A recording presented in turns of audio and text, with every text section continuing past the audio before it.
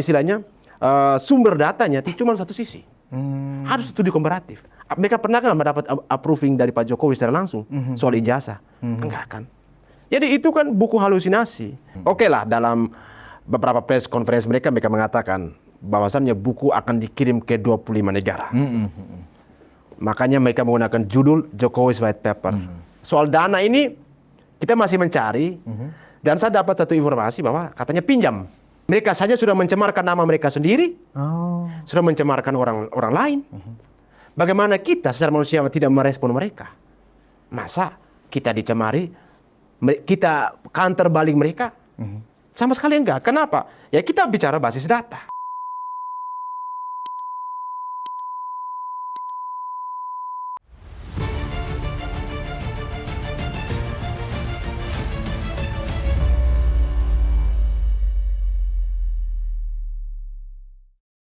Hai penonton Ruang Konsensus Unpacking Indonesia dimanapun Anda berada. Kembali bersama saya Budius Ma'ruf Pilihan, anak sulung Mulyono, bukan ternak onta dari Gurun Sahara, dan juga bukan keledung.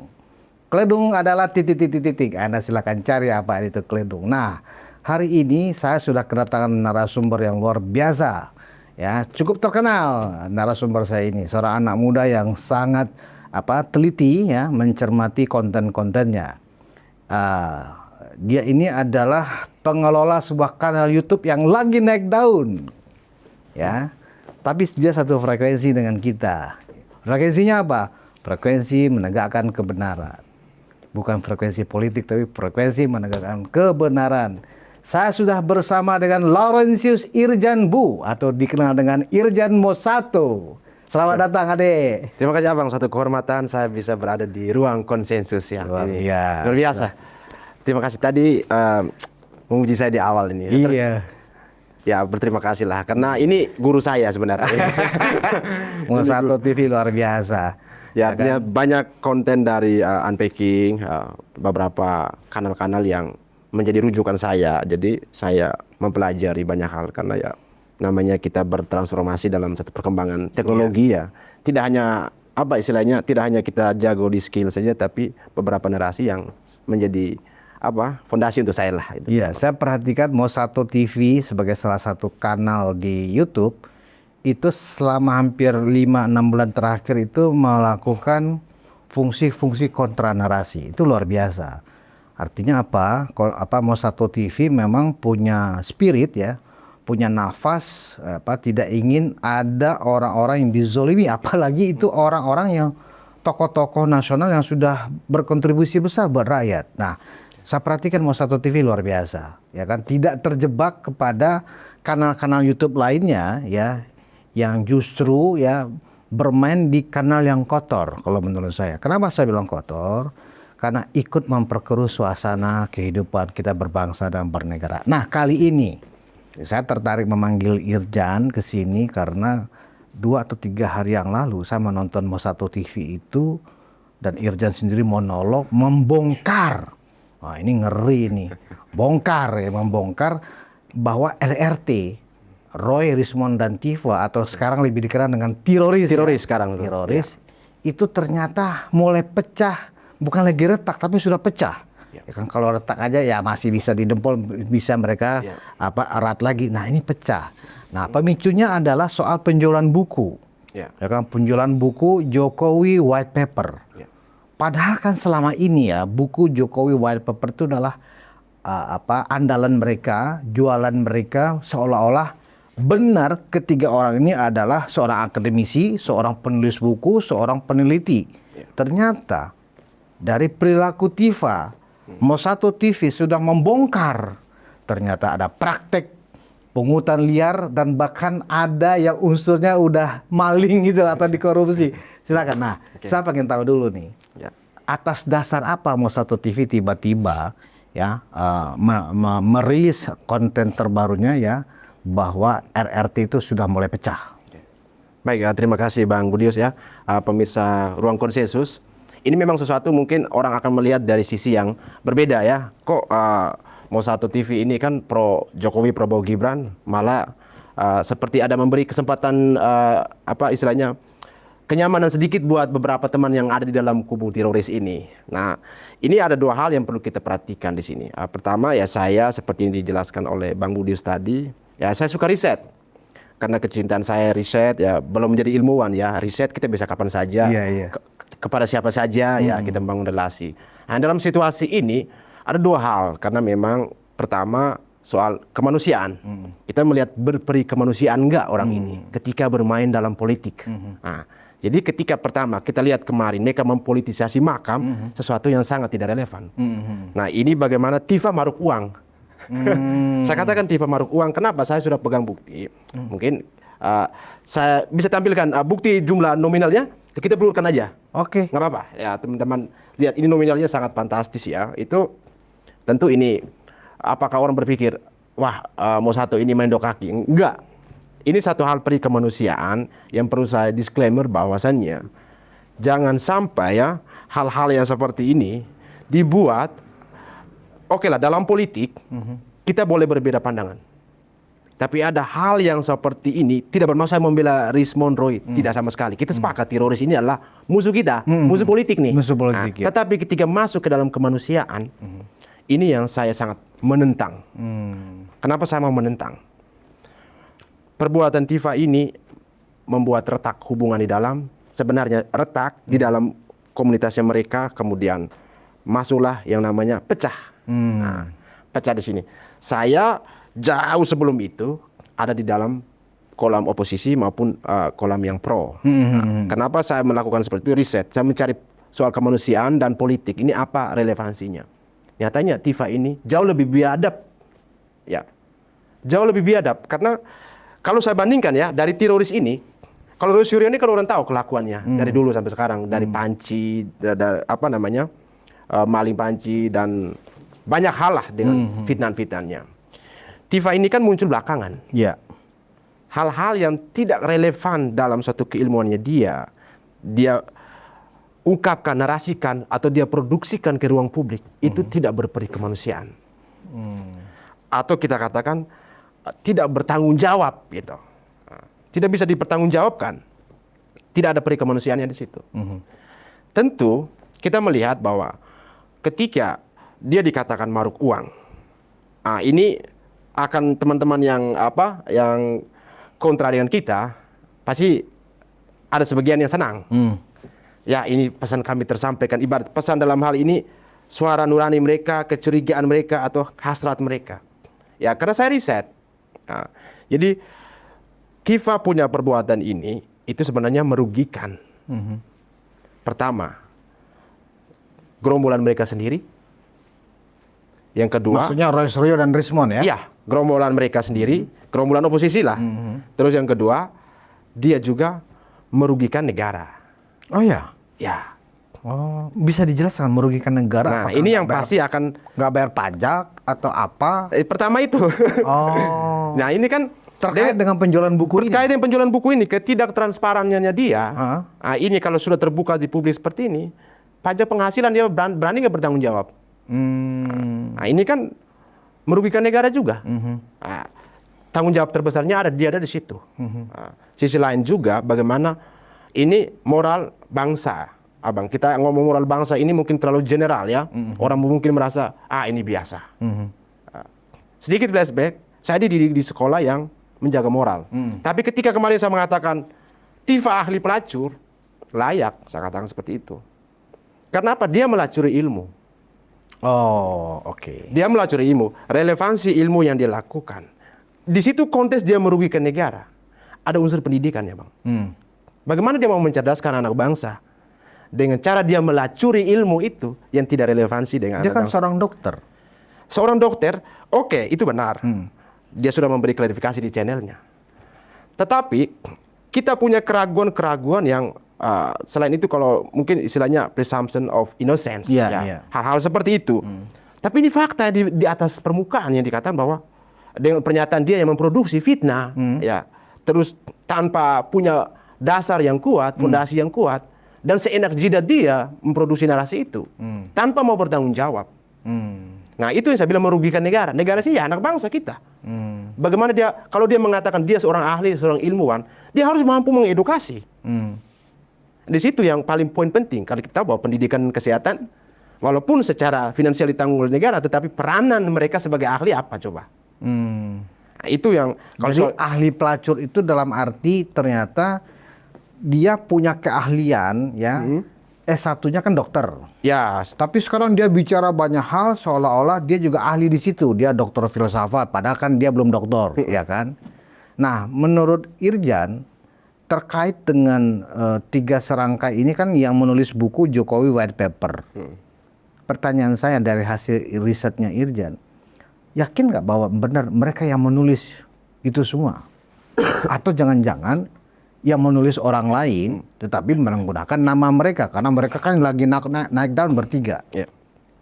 Ya, ini persoalan durasi waktu menulis buku abang. Jadi ada penelitian dari Hudson, ya beliau itu sudah bertahun-tahun hanya memproduksi buku tidak lebih dari 1000 buku, sampai di usia 80-an tahun itu ya.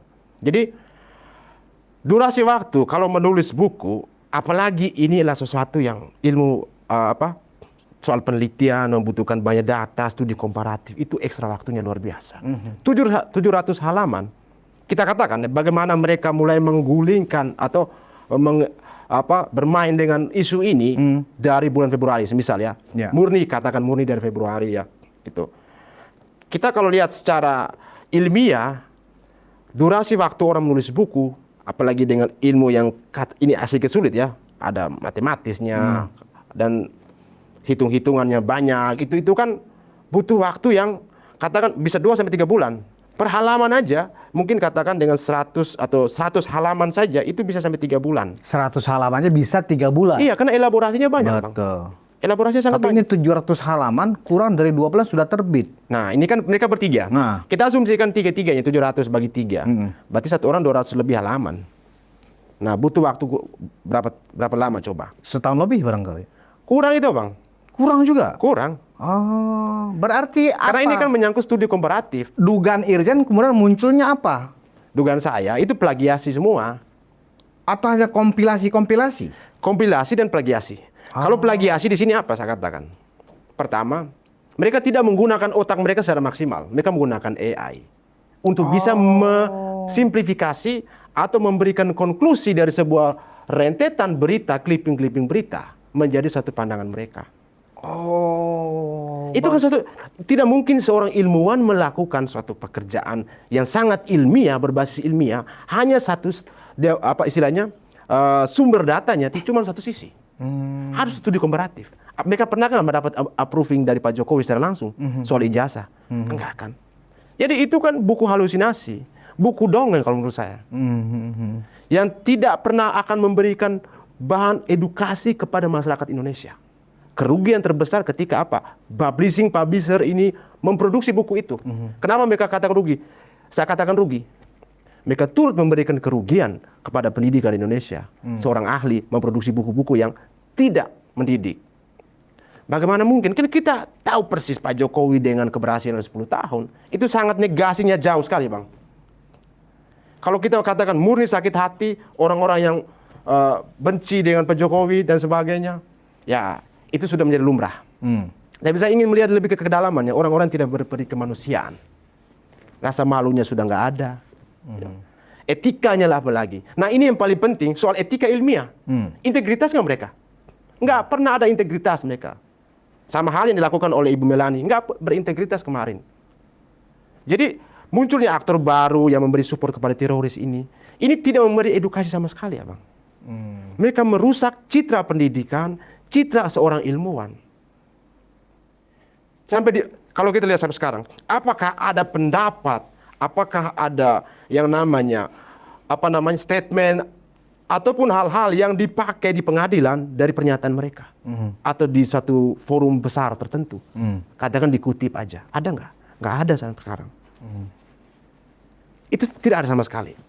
Jadi dugaan Irjan lebih kepada buku yang 700 halaman yang katanya berdasarkan riset, penelitian yang panjang, itu tidak lebih dari satu penggunaan AI, ya artinya bisa aja dia mendapatkan data itu dari ChatGPT, dari DeepSeek, ya kan, gitu, atau dari Google, ya kan. kemudian kompilasi artikel-artikel yang ada di media online. Ya. Terus mereka compile oleh satu tim, ya kan? Sehingga dibikinlah bab per bab, ya. Seolah-olah itulah mereka bertiga yang menulis, kan begitu? Ya, arahnya seperti itu. Wow, itu bisa benar-benar mendowngrade ya apa yang disebut seorang penulis buku yang berdasarkan dasar-dasar ilmiah. Ya. Kenapa kok ini bisa dibiarkan ya oleh orang yang oleh komunitas ilmuwan gitu loh. Kenapa ini kok bisa dibiarkan? Menurut Ican ini karena memang mereka begitu eksis sehingga orang takut untuk berurusan dengan mereka bertiga atau kenapa? Salah satu poin menjadi seorang peneliti, mereka tergabung dalam komunitas ilmiah. Mereka sendiri tidak tergabung. Tiga-tiganya? Iya. Nggak tergabung? Nggak tergabung. Bagaimana komunitas ilmiah mau menegur mereka? Yang sekarang ini bagaimana kita mengkanter ya secara akal sehat sumber-sumber yang mereka gunakan ini valid atau tidak. Nah, saya ambil contoh aja yang terjadi yang sedang ricuh sekarang, sedang ribut sekarang, bagaimana kunjungan mereka ke makam ibunda almarhumah Ibu Sujiatmi. Oh iya iya. Yang di kontennya Refli Harun itu ya? Di kontennya Refli Harun itu. Di situ kan hadir juga seorang pakar hukum tata negara. Nah, bagaimana dia mengintegrasikan soal situasi di pemakaman dengan penelitiannya Tifa ataupun apa yang dilakukan oleh Tifa atau apa yang dikatakan oleh Tifa. Itu sangat jauh bagaimana saya katakan kemarin di konten saya mengatakan Refli Harun goblok. Iya. Kalau dia mengatakan dia seorang pakar, dia tahu dong bagaimana memilah. Oh, ini layak atau tidak. Tentu kita marah. Anda dulu masyarakat saya dulu ya mengagumi Refli dengan beberapa pandangannya yang kritis. Tapi sekarang udah kayak orang mengong, abang. Iya. Kenapa? Mereka tidak punya narasi yang lebih kuat lagi untuk mengkanter kita. Makanya mereka mencari hal-hal yang receh. Hal-hal yang receh.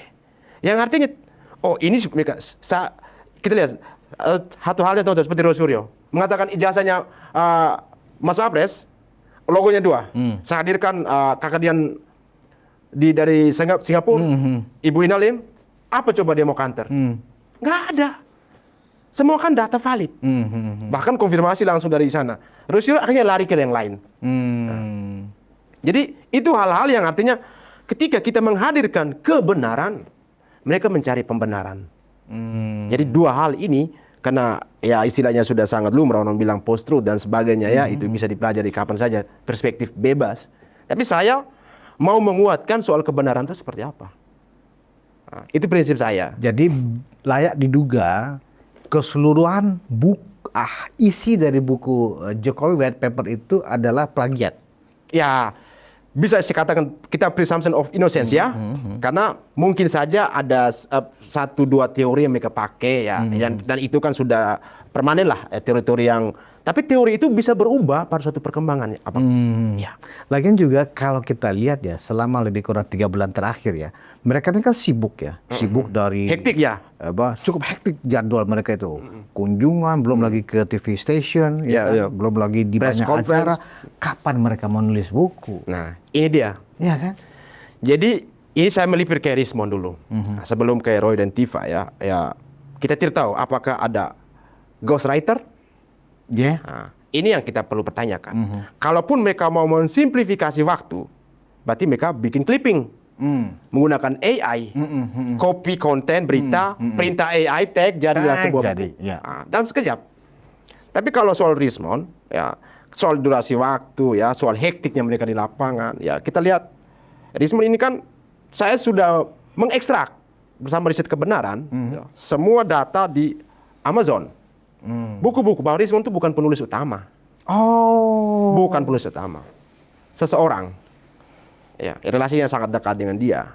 Jadi dalam menulis buku itu kan biasanya di cover buku ya, nama paling atas itu penulis utama. Iya. Kedua, ketiga ya penulis kedua, ketiga gitu. Sama hal juga dengan publikasinya Rismond. Dia penulis ketiga, keempat, yang mengaku paten tapi ditolak di Yamaguchi. Sudah ada bukti semua di tangan. Bahkan Rismond pun hari ini kita bisa laporkan dia, Bang. Pemalsuan gelar. Selain pemalsuan gelar, ijazahnya Penipuan dia, kalau seandainya benar ijazahnya palsu, dia sudah melakukan penipuan terhadap Universitas Mataram. Yang tempat dia ngajar sekarang. Sebelumnya. Oh. Bahkan sampai detik ini, Universitas Mataram, kita juga meminta Universitas Mataram harus bersuara. Kenapa Rismond dipecat? Atau kenapa Rismond diberhentikan? Atau kenapa Rismond tiba-tiba keluar dari Universitas Mataram? Udah berhenti dari Universitas Mataram? Ada bang, saya punya jam ngajarnya, saya punya lihat ada NIP juga. NIP nomor induk pegawai. Iya. Kalau nomor induk pegawai itu kan nyata, berarti mereka dibiayai oleh negara. Iya. Berarti kalau seandainya palsu, dia harus kembalikan semua uang negaranya yang dia terima dari sertifikasi itu. Ataupun kalau dia pensiun, hentikan pensiunnya kalau dia PNS. Tapi kan itu termasuk penipuan. Lebih daripada penipuan, bang. Baca ada dua. Yamaguchi bisa menuntut masuk ke hukum internasional di dalam negeri sini ya Universitas Mataram. Ya. Kita menuntut karena kita mendapatkan CV-nya tuh jauh sekali sinkronisasi CV-nya. Bagaimana kita mensinkronkan CV-nya dengan ijazahnya yang dari Yamaguchi. Hari ini kita laporkan pun bisa, bang. Tanpa perlu harus menunggu dari Yamaguchi. Verifikasinya cukup di Universitas Mataram. Dan lembaga yang mengeluarkan, dalam hal ini, merekomendasikan untuk mengajar atau sertifikasi dia tuh Universitas Brawijaya kalau nggak salah. Itu. Kalau tidak perlu ke Yamaguchi pun kita bisa ke sana. Verifikasi nomor ijazahnya cukup cek. Benar nggak? Universitas Mataram jika menerima ijazahnya Rismond itu verifikasi nggak ke sana? Ke Yamaguchi. Nah, Universitas Mataram itu universitas Tapi negeri loh. dari hasil risetnya Irjen, kenapa dia diberhentikan dari Universitas Mataram? Nah, sampai saat sekarang Universitas Mataram tidak bersuara. Tidak bersuara? Bukan tidak, belum bersuara. Oh. Belum bersuara. Nah, apakah mungkin belum ada yang approaching ke sana? Ya, mudah-mudahan ada yang sudah mau berinisiasi. Saya juga sudah berinisiatif ya, tapi masih menunggu waktu. Karena kita dalam hal ini ya menjaga marwah Universitas Mataram juga. Bahwa ini satu-satunya kampus terbaik yang ada di Indonesia, Nusa Tenggara Barat ya. Kampus negeri pula gitu. Jadi jangan sampai satu kampusnya merembet juga. Nah, resikonya bisa saja mantan mahasiswanya bisa berbahaya. Berbahaya telah menerima ilmu dari dosen yang sesat. Ya, itu dia. Itu yang menjadi dosen yang tidak tersertifikasi secara legal dan benar kan ya. gitu.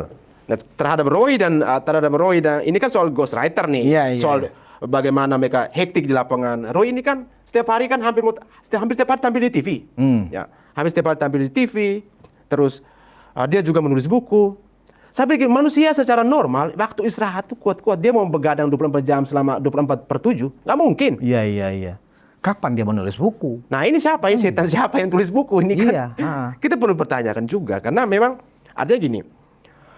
Ketika secara tiba-tiba mereka launching atau merilis buku Jokowi's White Paper, otak saya itu sudah langsung jalan.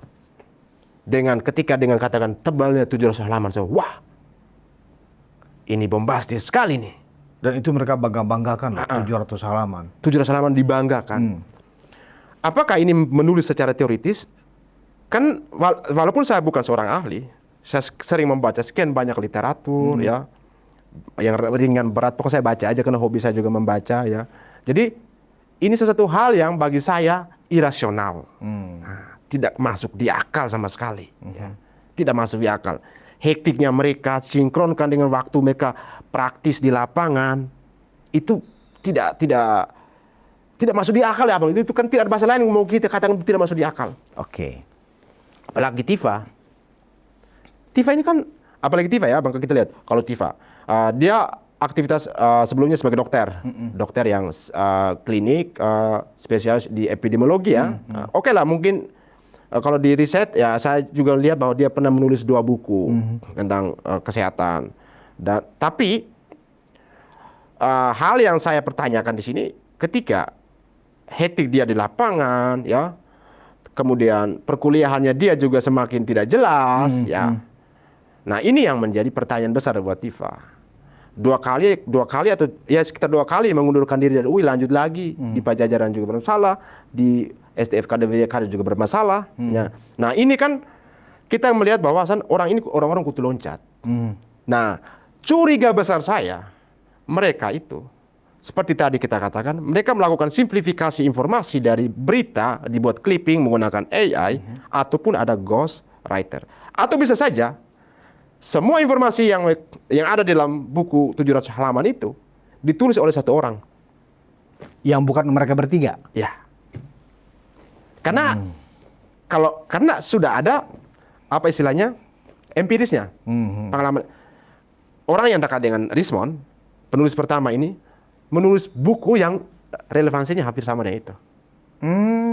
Sisi lain yang kedua, curiga besar saya yang kedua, Bambang Tri dan Gus Nur. Karena tidak mungkin mereka menulis buku Jokowi's White Paper tanpa mereferensikan buku Jokowi Undercover 1 dan Undercover 2. Karena perkaranya sama, objeknya sama. Makanya kenapa kemarin mereka panggil si Bambang Tri dan Gus Dur masuk lagi, padahal bebas bersyarat, harus berkelakuan baik di luar. Tapi dipaksa masuk lagi. Setelah disikat, dihujat habis-habisan netizen, baru menghilang lagi. minggir. Nah ini kan perbuatan mereka. Sebelumnya mereka juga menarik Profesor Sofian Effendi. Tapi akhirnya menarik kembali perkataannya. Menarik diri, ya. Kenapa? Mereka kekurangan orang yang ingin support mereka untuk menulis buku. Mungkin. Butuh ahli kan, butuh orang yang pakar, butuh orang yang keilmuannya tinggi. Berarti secara tidak langsung mereka menyadari ada keterbatasan yang sangat luar biasa terhadap keilmuan mereka. Oke. Kenapa kita memulai dari tentang bukunya ya, sebelum kita masuk kepada ada dugaan penipuan dalam hasil penjualan buku ya. Karena saya sendiri juga mungkin kali ini berkesempatan untuk mendiskusikan ini. Kita menulis skripsi aja, gitu. Menulis skripsi kan itu juga menulis ya kan, Ya. gitu. Yang berdasarkan riset. Ya. Ya kan? Itu aja butuh waktu paling cepat 6 bulan. Paling cepat loh itu. Ya. Dan nggak sampai 700 halaman. Ya. Paling sekitar 100 sampai 150 halaman. Ya kan? Dilakukan seorang diri. Nah, mereka dengan kapasitas yang akhirnya kita bisa tahu sekarang, ya kan? Richmond ternyata gelarnya pun nggak jelas ya. Gelar doktornya ya. Begitu juga Roy Suryo. Dia lebih banyak ke bidang terakhir itu kan kesehatan masyarakat, S3-nya, Ya, ya. komunikasi, manajemen, ya kan. Nah, tiba-tiba jadi pakar telematika. Nah. Dokter Tifa, apalagi dokter, kita bukan merendahkan profesi dokter. Seorang dokter itu nggak mungkin punya talenta, ya, kemampuan menulis, apalagi menulis ilmiah. Nah, ketiga mereka ini ada dalam pusaran fitnahan ya kan DFK yang gencar.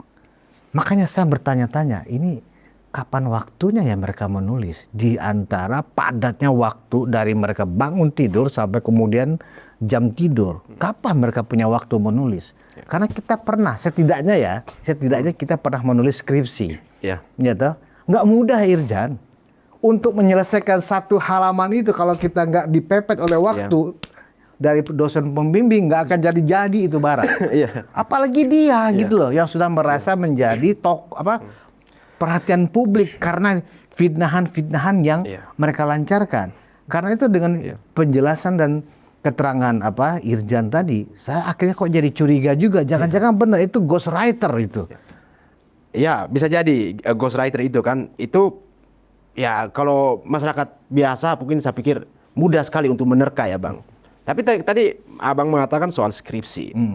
Durasi waktu 6 bulan itu masih kurang Bang. Karena kita dari semester 6 semisal itu sudah menulis proposal. Iya, jadi benar. ada keberlanjutan bab 1, Minimal bab satunya udah jadi ya. Sekarang kan Abang hitung tahun dari semester 6 ke semester 8 semisal. Belum lagi bonus semester 9. Bisa 2 tahun kan. Nah, dengan total halaman kurang lebih 100. Lebih kurang ya. Ya. Kalau kita bandingkan lagi tadi coba. Begitu panjang waktu yang dibutuhkan untuk hanya 100 halaman kan begitu. Seperti itu. Nah dia, anggaplah mereka bertiga kolaborasi. Saya membayangkan akan menjadi masuk akal tiba-tiba selama setahun mereka menghilang dari ruang publik, muncul dengan terbitnya buku. Wah, baru paten barang ini. Jangan-jangan mereka bertiga memang riset, ya kan, menulis jauh dari kerumunan, mereka menulis butuh konsentrasi. Masuk akal barang ini. Ini kan sekarang Tifa gini Abang. Tifa kan seorang dokter. Dia tahu bahwa kelemahan biologisnya manusia. Kalau begadang berlebihan gimana? Betul. Apalagi di seorang epidemiologi. Ketika kita bicara soal durasi waktu, hektiknya mereka di lapangan. ghostwriter bagaimana berperanan untuk mereka. Bisa jadi netizen silakan menyimpulkan itu. Tapi ketidakpercayaan saya terhadap buku Jokowi's White Paper, saya kuat dugaan itu referensi utamanya itu adalah Jokowi Undercover. Bahwasannya ada ghostwriter benar, karena ada orang yang pernah menulis buku untuk Rismond, dan Rismond adalah penulis kedua. Bukan menulis untuk buku untuk Rismond ya, menulis buku bersama Rismond dan Rismond penulis kedua. Dan itu ratusan buku, di eksa 154 sekian buku tuh. Substansinya kuat gak sih? Nah ini ada buku beberapa yang ditulis Rismond itu maksudnya? substansi dari buku itu. Nah sekarang kan kita sudah punya jurisprudensi ya Bang. Di Jokowi Undercover 1 dan 2, Bambang Tridan itu kan sudah masuk. Mereka menggunakan lagi. Nah ini kan di hukum saja sudah mengatakan seperti itu tidak kuat dan itu tidak valid. Mereka menunjukkan bahwa sebenarnya buku Jokowi's White Paper yang mereka tulis itu, mereka mau membuktikan bahwa benar adanya kelemahan yang ada di Jokowi Undercover itu diperkuat kelemahannya di Jokowi's White Paper. Bukan memperkuat kebenaran, memperkuat kelemahan. Pikiran terbaliknya seperti itu, Bang. Memperkuat kelemahan? Memperkuat kelemahan, karena ini kan sudah pernah dipenjara. Jokowi Undercover 1 dan 2. Nah, tambah lagi kan Tifa bilang, saya rindu mau dipenjara. Entah sadar atau tidak sadar, pernyataan itu sinkron, Bang. Hukum alam bisa berjalan seperti itu. Ucapanmu adalah doamu, kan Ya, itu kita seperti diajarkan orang tua, ya kan? Berarti kalau ucapan si Tifa, saya rindu penjara, berarti Ya. kan dia memang sudah Dia kan berkeinginan untuk tinggal di penjara. Aku pengen tahu di penjara itu seperti apa. Colek gini, ada nanti Bang Egy Sujana, oh di penjara banyak tikus. Rismond mukanya seram. Cemas dia nih. Iya. Nah, jadi begini Irjan. Jadi ketika kita mengulas tentang substansi dari buku Jokowi White Paper, saya jadi bingung ya. Kalau memang buku itu menjadi laris atau dikejar-kejar orang, apanya yang ingin mereka cari? Ternyata buku itu kita curigai dan layak untuk kita curigai sebagai hanya kompilasi ya artikel-artikel yang ada ya, baik di media online ya, di Google, di ChatGPT. Kalau kita mau mencari apapun di ChatGPT, seharian pun bisa tuh, nggak berhenti, karena setiap karakter dari ChatGPT kan, setiap satu pertanyaan sudah selesai dijawab, mereka menantang kita lagi. Kalau begini, Anda tertarik nggak untuk pengen tahu lagi? Referensi, memberi pertanyaan referensi lagi. Betul. Nah, jadi kalau itu yang ingin dibaca oleh orang yang tertarik dengan Jokowi White Paper, itu kan seolah buku putih. Kalau buku putih itu orang menggambarkan dosa seseorang di masa lalunya, kan begitu. Nah, saya tidak yakin itu adalah hasil riset yang bisa dipertanggungjawabkan. Beda dengan misalnya, biasanya buku putih itu terkait dengan sebuah sejarah atau sebuah peristiwa yang belum terungkap. Misalnya, buku putih tentang G30S. Sebenarnya apa sih yang terjadi? Nah, itu masih masuk akal untuk orang menulis buku putih. Kalau Jokowi White Paper, apanya yang perlu diriset gitu loh, Irjan? Nah ini kan kita lihat dari judulnya dulu, Abang. Ya. Mereka menggunakan judul Jokowi's White Paper. Mereka orang Indonesia, tapi menggunakan istilah bukunya Jokowi's White Paper pakai bahasa Inggris. Oke lah, dalam beberapa press conference mereka mengatakan bahwasannya buku akan dikirim ke 25 negara. Makanya mereka menggunakan judul Jokowi's White Paper. Abang tahu nggak bahwasannya kata white paper dengan nama di depan Pak Jokowi itu ya tambahan aja untuk menunjukkan bahwa objek ataupun subjek dari penelitian mereka. Mereka tuh setelah saya ngecek, ada keterkaitan judul buku mereka menggunakan algoritma dari Panama's White Paper. Dicek aja. Jadi ketika menggunakan white paper itu, algoritma di sosial media, di internet itu udah ada. Akan merujuk ke apa? Panama's White Paper. Pernah ada kasus soal korupsi keuangan bank itu. Jadi mereka sengaja menggunakan kata white paper. Berdasarkan hanya algoritma. Kekuatan algoritma saja. Tetapi kelemahan ada di pada isi. Itu dari segi judulnya aja. Jadi masyarakat jangan terkecoh soal judulnya bombastis.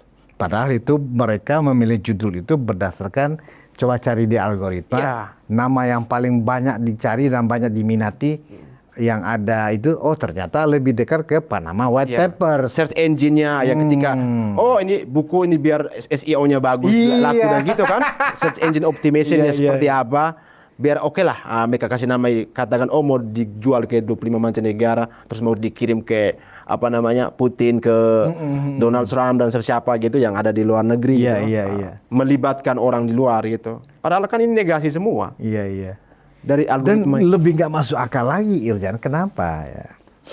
Kalau memang itu ditulis dalam, anggaplah 2 bahasa ya, Indonesia dan Inggris, ya kan? Berarti ada lagi biaya produksi tambahan itu. Siapa yang mentranslate itu? Nah, Sementara ketiga-tiganya kita paham, ya. Mereka bertiga orang yang tidak lancar di dalam speaking English, baik oral maupun Ya. menulis, gitu loh. Kita coba, bahkan waktu si Tifa bicara tentang bahasa Inggris, waktu Ya, ya. pernah kan, iya, itu soal undang-undang itu. regulasi dia bilang apa gitu loh. Itu kan sebuah bukti bahwa Tifa, Rismond, dan Roy Suryo tidak punya kemampuan yang bagus dalam bahasa Inggris. Kenapa? Kemudian buku ini dianggap bestseller. Lagi-lagi ini propaganda sebenarnya, bukan fakta gitu loh. Sebenarnya itu mereka itu ada istilahnya self proclaim expert aja. Mengaku mengklaim diri ahli. Jadi ketika mereka mengaku mengklaim diri ahli, seolah mereka itu tahu segalanya. Padahal bidang ilmu yang mereka geluti itu sendirinya itu belum mumpuni gitu apa. Semisal kita kaji, kita lihat ya dari bagaimana tutur kata bahasa mereka. Yang paling pertama dari segi linguistik atau bahasa. Nah, Tifa kan teman-teman pemirsa kan sudah melihat bagaimana pronunciation dia berbicara bahasa Inggris, keraguan dia berbicara bahasa Inggris di seolah-olah mengatasnamakan masyarakat Indonesia berbicara ya. Menerjemahkan bahasa yang akhirnya harus dia malu sendiri gitu. Iya. Rismond juga kan ya keraguan-keraguan dia bahwasanya dengan bahasa Jepang yang tidak mumpuni, bahkan mungkin tidak tahu sama sekali, ya mungkin kosakata dasar. Gitu. Roy Suryo apalagi. Roy Suryo lebih kepada budaya.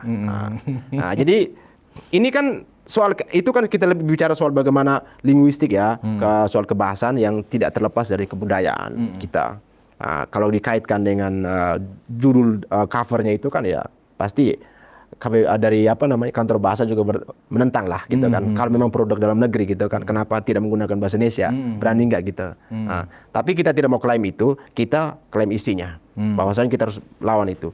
Tapi kalau tadi ketika abang menggarisbawahi ya, bagaimana buku-buku itu terus diproduksi.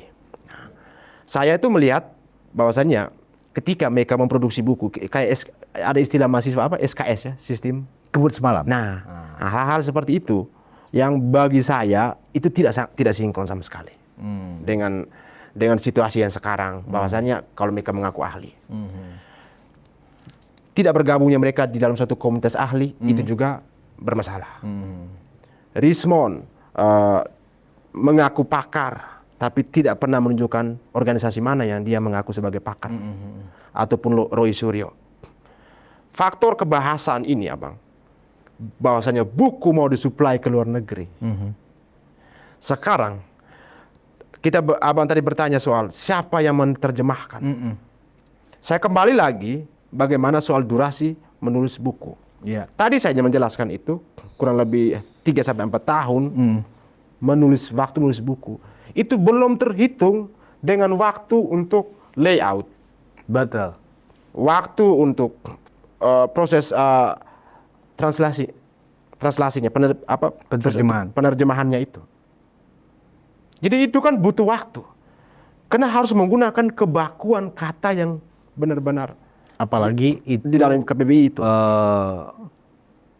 Dibungkus dengan istilah karya ilmiah. Ya kan, istilah ilmiah dalam kitab pronunciation-nya dalam bahasa Inggris kan nggak sembarangan. Oh ya, kan tentu. Gitu loh. Apalagi kalau mereka mengirim buku itu bahwasannya ini produk dari Indonesia untuk luar negeri. Ada kesalahan bahasa kalau seandainya mereka 100% mempercayai bahasa dari AI. Oke lah, mungkin mereka melihat bahwa bahasa yang diproduksi dari AI terus dinarasikan di dalam buku Jokowi Slide Paper dan dianggap sempurna. Ini tandanya apa, Bang? Mereka bukan ilmuwan, mereka bukan ahli. AI lah yang ahli. Jadi kelemahannya mereka itu semakin kuat, saya melihat itu. Lebih sederhananya artinya aktivitas mereka dalam menerbitkan buku tidak lebih dari aksi tipu-tipu aja gitu. Ya kan? Yang kasihan kita adalah para pembeli yang sudah menyerahkan uang. Oh, sabar dulu soal pembeli ya, Bang. Oh. Banyak buku yang belum sampai ke pembelinya. Oh. Karena ini kabar yang kabar intelijen lah saya katakan itu. Saya nggak sebut siapa. Kita kembali lagi ke poin awal yang menjadi poin penting bahwa ya Tifa maruk uang itu, dan dari saya dengar informasi tidak ada perjanjian bagi hasil Antara mereka bertiga? Iya. Katanya pinjam duitnya. Asal mereka bersepakat menulis buku tuh, Irjan tahu nggak ya?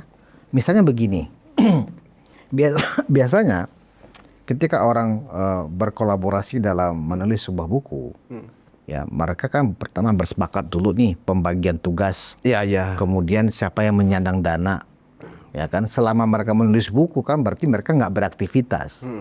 Menurut dugaan saya, ketiga orang ini statusnya pengangguran sekarang ini. Artinya tidak terkait dengan instansi manapun dalam bekerja, kan gitu loh. Saya anggap pengangguran. Nah, kalau toh kemudian dia menulis buku, tentu juga mereka menghitung berapa halaman, berapa eksemplar, siapa yang akan menerbitkan, ya kan? Berapa biayanya, siapa yang akan membiayai, akhirnya kan terbit. Nah, dari hasil risetnya Irjan, ditemukan nggak sumber-sumber mereka itu ada entah itu kontrak, perjanjian antara mereka bertiga, siapa yang membiayain, kalau misalnya publishernya itu mau menerbitkan itu, apakah sudah bayar atau belum bayar, ya kan, dan seterusnya. Nah, ini yang menarik ini. Dari informasi yang saya dapat bahwa Tifa ini sudah menyetorkan duit kepada pihak publishing. Oke. Lebih kurangnya tahu nggak berapa? Apakah di bawah 100 juta atau data 100 juta? Kalau saya belum tahu soal jumlah uangnya berapa, tapi yang masuk ke rekeningnya atas nama si Tifa itu ratusan juta lah ya, data 100 juta itu ya. Dan itu kan kita hitung lah, kalau seandainya orang ekonomi pasti mungkin tahu loh soal hitungan ketika keuntungan sekian yang dia store ke publishing berapa. Soal dana ini kita masih mencari, dan saya dapat satu informasi bahwa katanya pinjam. Mereka dapat pinjaman. Dan pinjaman ini atas nama Tifa. Berarti Roy Suryo dan Rismon ini tidak dilibatkan sebagai pemodal buku. Makanya sekarang semua uang itu masuk ke Tifa. Dan dia dikatakan korupsi oleh teman-temannya tim di dalamnya sendiri. Oh, jadi di tim ini sudah berantem nih istilahnya. Udah berantem mereka itu dalam tuh. Komplain ke Tifa. Udah komplain ke Tifa, udah berantem ketidaktransparannya Tifa.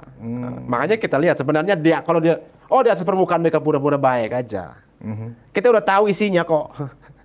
Ada nggak perjanjian di antara mereka bertiga ini, Tifa, Rismon, dan Roy, bahwa anggaplah istilahnya royaltinya ya, setelah royalti kan tentu ada upah menulis dulu, ya kan? Misalnya publisher tertarik dengan begini, yang seingat saya begini, ketika kita menulis buku, ini ada nih, kita udah punya draftnya. Ya.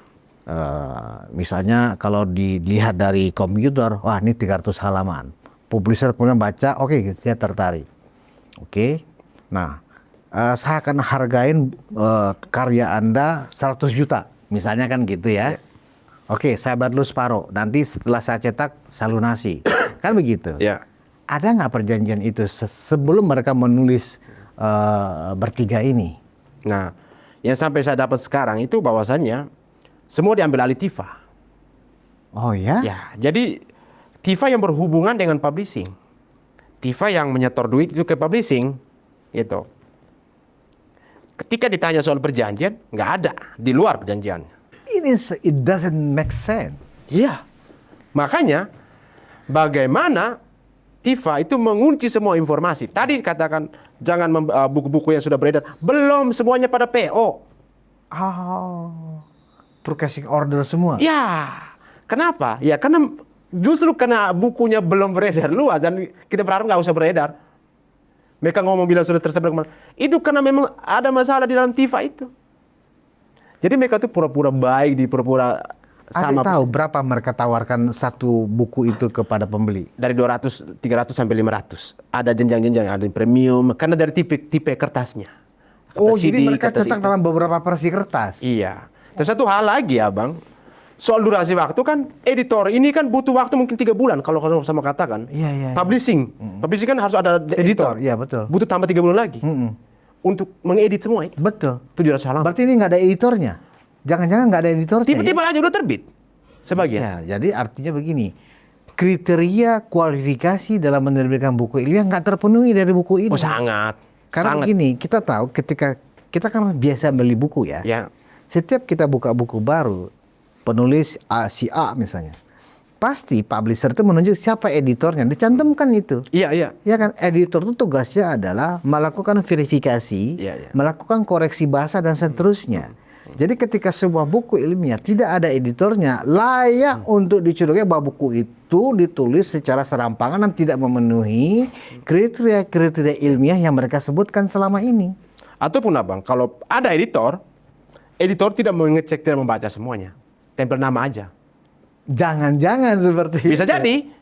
Iya kan kalau satu frekuensi. itu jadi tidak saja ghostwriter, tapi juga ghost editor. Nah, semuanya serba ghost ini. Iya. Ya kan ghostwriter, ghost editor, jangan-jangan pembacanya juga ghost reader.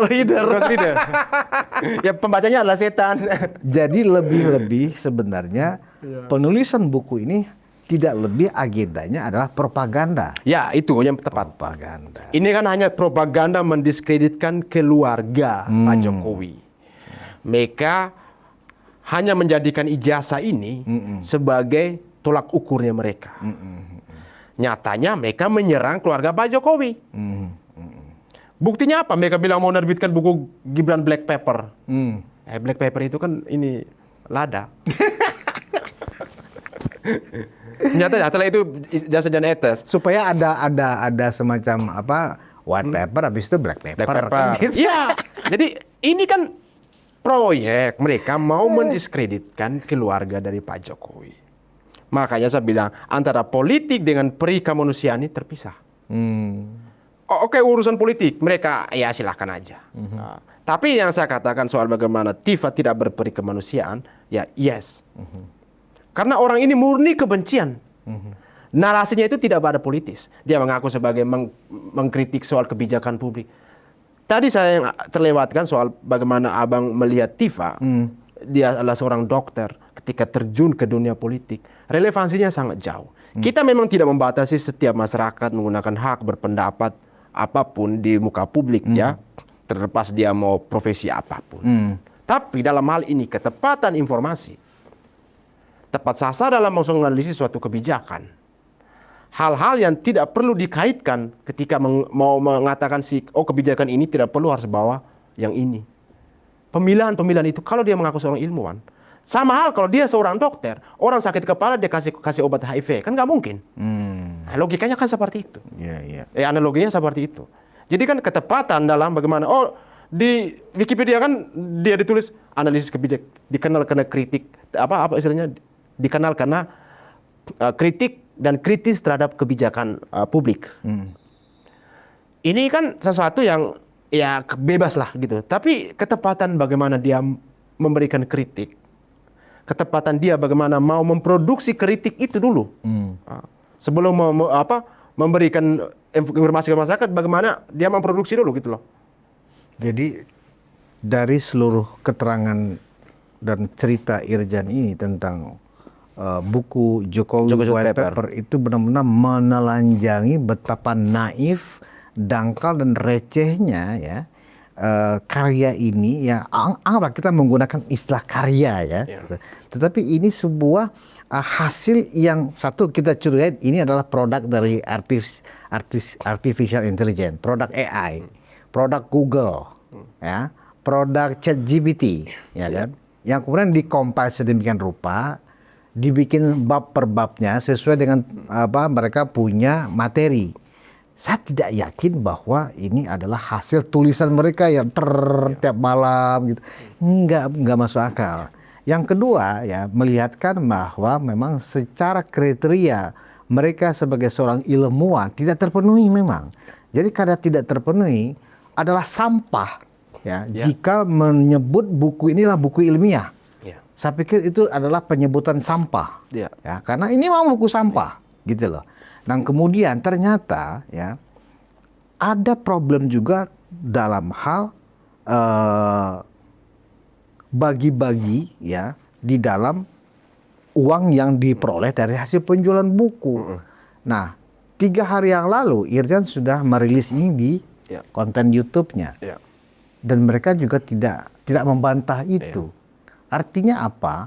Mereka mungkin bingung dari mana Irjan dapat data bahwa seluruh hasil penjualan buku itu dikirimkan semuanya ke TIFA. Dan orang-orang yang pernah terlibat dalam penjualan buku yang mestinya ada haknya dikeluarkan TIFA, nggak dikeluarkan TIFA.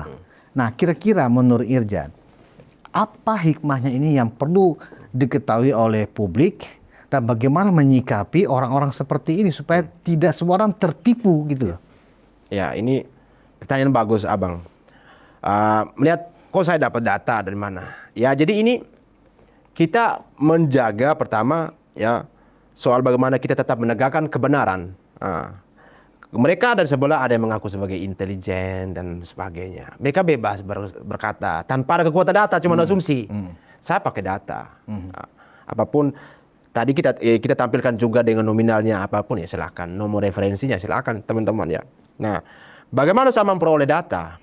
Itu tentu hal yang sangat saya jaga privasi orang. Kenapa? Membangun kepercayaan itu susah. Artinya di sini, ketika dalam kubu teroris ini pecah, ya, berarti mereka sendiri harus waspada dengan diri mereka sendiri. Itu bukan hanya penegasan, ultimatum yang besar. Karena proyek liar mereka ini, ya, proyek mereka mau mendiskreditkan keluarga Pak Jokowi dengan buku ini terus tidak transparannya soal keuangan itu. Ya. Sekarang gini, yang akan menjadi persoalan, TIFA ini akan membawa masalah buat publishing. Publishing cuma bekerja orang buat usaha, oke, bagaimana sebagainya. Terkena kasus ini lagi, ayo coba, siapa yang harus bertanggung jawab terhadap nasib dari perusahaan publishing ini? Nah, kita kan ini yang saya bilang kemanusiaannya, tidak hanya soal berpikir egoismenya mereka, Abang. Dalam situasi pro kontra politik wajar. Itu bagi saya itu sesuatu yang ya dialektika yang ya oke lah. Tetapi etika dan integritas mereka sama sekali tidak pernah ditunjukkan. Dan itu masuk di dalam kemanusiaan. Karena itu datang dari suara hati, Abang. Soal etika dan integritas datang dari suara hati. Tapi kalau soal bagaimana pandangan politik, bisa kapan aja dan siapa saja, apa saja bebas. Kenapa? Politik selalu bertransformasi, berubah-ubah. Tapi etika dan integritas itu beda. Misal dia sebagai dosen, dia sebagai ahli, oke, seumur hidup dia harus menjaga itu sebagai ahli, dosen, peneliti, menjaga itu. Itu yang paling utama. Ada yang akan menuntut TIFA nggak karena ketidaktransparannya dalam hal itu dari mereka sendiri yang akan menuntut. Oh, timnya TIFA ini? Timnya mereka sendiri. Berencana akan menuntut TIFA? Iya. Oh. Silakan teman-teman mau menuntut, ataupun yang teman-teman yang bukan bagian dari kami yang mau tuntut silakan, ataupun dari internal TIFA sendiri mau nuntut silakan. Ya karena itu hak kalian. Kemanusiaan itu hak kalian gitu. Tapi kalau saya soal buku hasilnya seperti apa, isi buku ya saya tentang. Tapi kemanusiaan yang kita pilih. Karena buku itu nuansanya politik, proyek yang ya mendiskreditkan. Tapi dia sudah melangkai kemanusiaan. Kita tidak akan tolerir hal seperti itu sampai dengan kuburan. Irjan nggak takut bahwa nanti mereka merasa TIFA merasa tercoreng namanya karena dituduh kemaruk, curi uang, ya kan? Nanti mereka akan lapor karena Irjan misalnya ke polisi atas pencemaran nama baik. Irjan nggak takut tentang itu? Sebenarnya ini bukan pencemaran nama baik. Bukan ya? Sama sekali. Mereka saja sudah mencemarkan nama mereka sendiri. Oh. Sudah mencemarkan orang lain. Bagaimana kita secara manusia tidak merespon mereka? Masa kita dicemari, kita counter balik mereka? Sama sekali enggak. Kenapa? Ya kita bicara basis data. Ya. Toh kalau memang hal ini, TIFA bisa buktikan, silakan. Salah atau benar yang saya bicara ini. Transaksinya seperti apa? Ya silakan, dan itu sebenarnya harusnya saya tidak perlu mau memuaskan teman-teman situ. Tapi karena ini saya bilang soal kemanusiaan, makanya TIFA harus segera diproses gitu. Soal teroris ya sama-sama musuh kita bersama gitu, musuh politik gitu sama-sama. Tapi yang soal apakah TIFA pencemaran nama baik? Bagi saya sama sekali tidak. Kalaupun saya marah, itu sebenarnya ekspresi bahwa kepedulian saya. Bahwasannya dia sudah mencemari nama dia sendiri atas perbuatan dia, ketidaktransparannya dia. Dan justru dia yang merugikan banyak orang, dialah yang harus dilapor. Dialah yang harus dituntut oleh tim internalnya. Mau mana uang kami? Coba. Belum lagi tuntutan dari pembeli yang sudah menyetorkan uang. Yo, itu lagi. Nggak nyampe-nyampe bukunya. Bukunya belum nyampe-nyampe, tertahan masih PO, uangnya udah masuk. Ayo. Bisa dilaporkan ya. Bisa dilaporkan. Polisi, penipuan kan Ya, itu. transaksinya kan gampang dicek di perbankan, ada kan semua rekening koran bisa. Bahkan kita dapat ini. Ada laporan nggak Irjan, sejumlah pemesan buku mulai marah-marah nih kok nggak nyampe-nyampe? Oh ada. Ada? Ada. Oh. Yang juga bertanya kok buku belum nyampe apa semua. Ya karena kan statusnya PO bang. Oh. Mereka kan maruk lagi nih. Mereka kan bilang, oh bukunya udah terjual laku di mana-mana. Saya pergi ke toko-toko buku tuh nggak ada.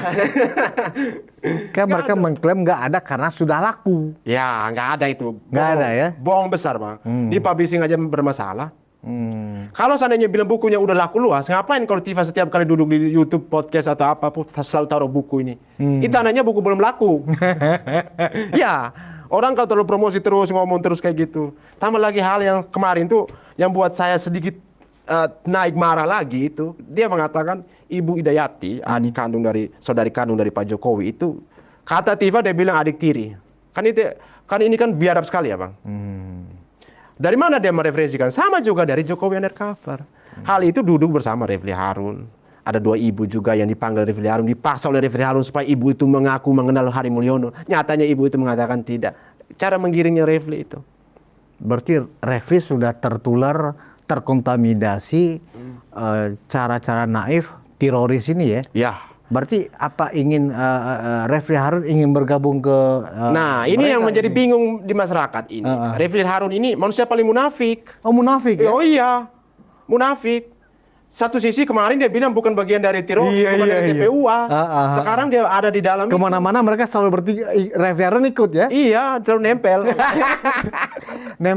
nempel ke TIFA lagi. Iya, ya kita nggak tahu ya. Tapi silakan netizen itu ya, bukan sesuatu hal yang sangat berurusan moral, bukan. Tapi mungkin TIFA minta arahan dari Refli lah mungkin ya. Ada apa Refli dengan ada TIFA? apa gitu kan. Gosip baru. Gosip ya. Gini gosip aja ya. Oke. Netizen yang menyimpulkan lah. Iya. Karena ini kan sesuatu hal ya. Karena di kanalnya Refli dari sekian banyak konten abang, saya cuma mendengar satu perkataan dari Refli yang bilang, bahkan ditulis di judul, TIFA perempuan cantik, keren dan cadas. Wah, iya. Cewek kalau dipuji tahu kenapa? Iya. Sepatu terlepas terbang. Iya. Sorry. Iya. Ya, jadi biasa gitulah gitu. Kalau publik kan memang langsung mengkaitkan ada hubungan apa Refli dengan TIFA kan begitu. Padahal kan sebenarnya semua orang juga mendengar bahwa saya tidak ada kaitan apa-apa dengan TPUA, dengan Roy Suryo, Trismon dan TIFA. Tapi sekarang ini kemana-mana selalu ada Refli bersama mereka.